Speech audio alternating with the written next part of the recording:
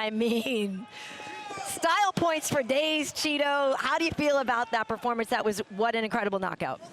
I'm trying to just let the moment sit down and digest it, and I just appreciate the moment. I appreciate myself being here, my family being here, the people I have around me, and I just feel like the more grounded I stay, the more dangerous I'm gonna become. And I can use this platform just to be put a mask and be an idiot, and it's just not my thing. It feels so good to be myself, enjoy this, and that was a crazy fight. Yeah, it was. I'm really excited. Normally I'm known for chopping the legs. He's probably the hardest guy I ever fought. It was hard to catch his legs. I was like, you know what? I'm gonna go down the mirror. I'm gonna go to the head, and he was chopping mine. I was like, those things hurt. But thank God I have a good base. I'm patient in there, and he connected a couple punches, but I was just seeing everything. I was just seeing everything, and I felt good. In between rounds, Parillo just told me magic. I was like, the connection we have is just too deep. So you talked about you were patient, and that's one of the keys that I talked about yesterday is how patient you are, and you don't really rush things. You just kind of let the moment kind of flow. You started a little bit slow. I think you went down the first 2 rounds. It was super close and competitive, but he was more active.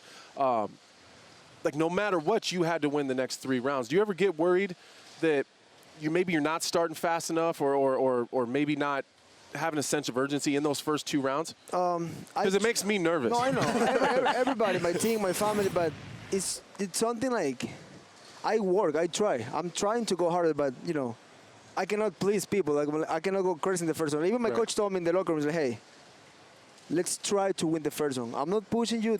Do your thing. I know what you're doing. I know you're focusing there, but let's try to get ahead right away. And I was like, okay, I'm gonna try. He came all crazy on me, and then he ain't getting the takedown. But then in that takedown, I landed 2 elbows that I went deep on his skull. Just that alone, when we go up again, you feel like you won that exchange. Only the 2 people in the cage know the feeling. And when I was smiling at him, he was like, come on, I'm afraid of you. I was like, it's okay, but you will eat some shots. Well, Chito, listen, you now own a couple of the most incredible knockouts, the one over Frankie and the one over Dominick, 2 former champions right there. We talk about people making statements on their way to a title shot. I don't know if you could have spoken any louder than you did tonight. Do you feel that you've earned a shot? I don't know. And honestly, I don't care. I just want to do that. I want to put performances like that. I want to finish them like that because, again, I can go crazy right now. I deserve it. This is my time. And guess what? They said, like, you don't deserve anything. That's how life works. So for me, it's all about performance. Those other 3, 4 fights that are booked, we'll see how those go. And then whoever put in the best one might get it. And I'm not in a rush. I'm young. I'm healthy. I'm not looking for a way out. So I'm strong here. Nice. Well, we actually have a list of the rankings here, just so people know. Coming into this fight, you were number 5, and we do know a lot of these folks are matched up ahead of each other here. Some of these fights coming up. Who do you? I mean, for example, we've got Corey Sandhagen's going to be facing Song Yadong, but Jose Aldo's got a fight coming up. TJ is going to be fighting Aljo. So what do you make of these? Do you have any predictions? And who would you like to fight out of these guys? Honestly, just because of how my fight with Aldo ends, it was kind of like, yes, he kind of like got the round, but it was a pretty close fight. That was just holding, not damaging, which I never cry about it. I took it like a man. I lost. I don't have anything to say. I would love to catch it back. You'd like to get that one back? But again, just like I said earlier, it doesn't matter. Whoever, just put in front of me. I was going number 8 right now. I could lose my position and then climb back. But those are the chances I take because I know that I put in work. I know that I'm gonna come ready, and I know how hungry I am. So sometimes you take those risks just to go a little ahead. You said it didn't matter who you fight, but how soon do you want to fight again? I'm healthy. I'm going to be back in the gym next week. So they call, I answer. One other question. You just saw those rankings. The one that I got to get a prediction on, I'm so curious about, Petr Yan, man. Sean O'Malley jumped the line right there. Right. What do you think happens in that fight? First of all, good for him, Fighting number 1 contender, it's everything to win, nothing to lose.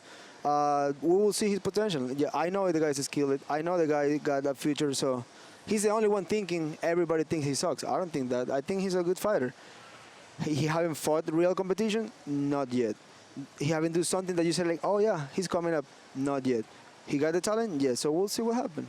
Chito, I wanted to ask you this yesterday, but I know you were in fight mode and you had to focus on tonight, but you're an analyst, you're an OG of the game, like the fighters really respect you. But how do you feel about Dominick Cruz, like his career and what he's done for your division? And now that you have a win over him, what does that feel like? I didn't want to make you say nice things about him yesterday. I but wouldn't say it anyway. Yeah. I wouldn't say it anyway because I'm not nice. You can be nice with your opponent. Right.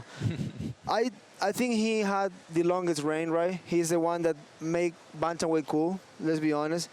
But he never fought Barao. Right. He never fought Brad Pickett. He never fought those contenders.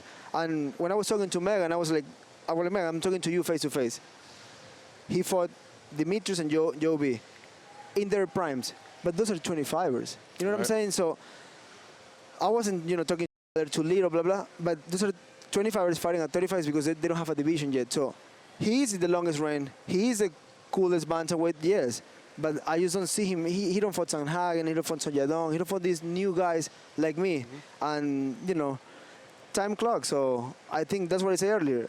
It's my time. My time is coming. You already did it. And he said better. It's a great day today. And I was like, trust me, I'm not backing up. Thank you for watching ESPN on YouTube. For live streaming sports and premium content, subscribe to ESPN+.